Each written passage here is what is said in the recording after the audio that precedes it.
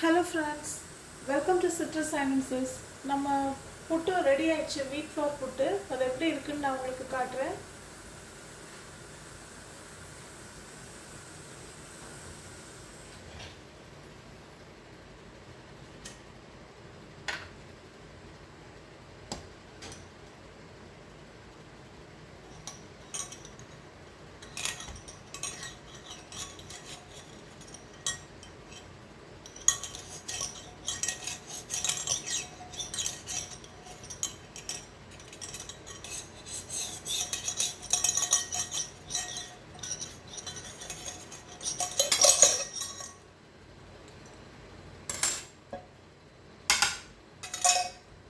Friends, நம்ம புட்டு ready ஆயிடுச்சு.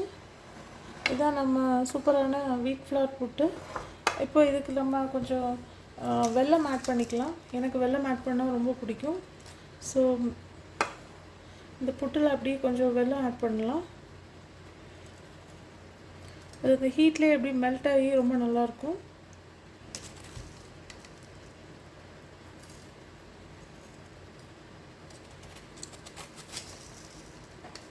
சைட்லேயும் கொஞ்சம் வெல்லம் வச்சுக்கலாம் நமக்கு தேவைக்கு. இது மேங்கோஸ் கூட சாப்பிட்டா இன்னும் நல்லாயிருக்கும். இது ரெடி ஆகிறதுக்குள்ளே நான் கட் பண்ணி வச்சுருந்தேன். ஸோ அதுவும் நம்ம சர்வ் பண்ணிடலாம்.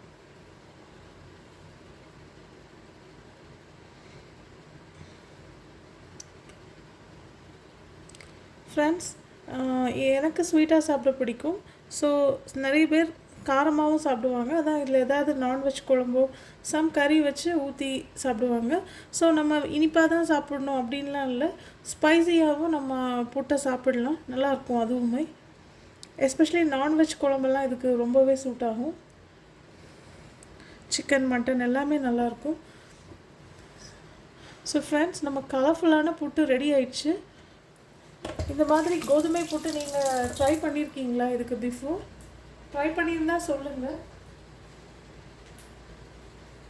ட்ரை பண்ணாதவங்க கண்டிப்பாக இதை ட்ரை பண்ணி பாருங்கள். இது ஒரு ரொம்ப நல்லாயிருக்கும். இதுவுமே ரெகுலர் புட்டுலேருந்து ஒரு வேரியண்ட்டு தான். பாருங்கள் எவ்வளோ அழகாக இருக்குதுன்னு. சாப்பிடும்போதும் நல்லாயிருக்கும். நல்ல ஒரு அரோமாவும் இதில் உண்டு. கோதுமை மாவுக்குன்னே உள்ள ஒரு அரோமா.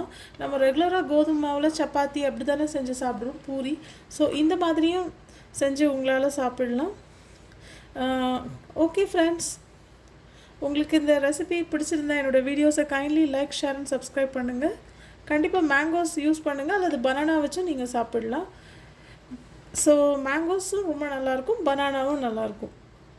ஓகே ஃப்ரெண்ட்ஸ், உங்களுக்கு இந்த இது புட்டு ரொம்ப பிடிக்கும்னு நம்புகிறேன். இது மாதிரி இன்னும் ஒரு அமேசிங் வீடியோவில் உங்களை நான் மீட் பண்ணுறேன். Bye friends.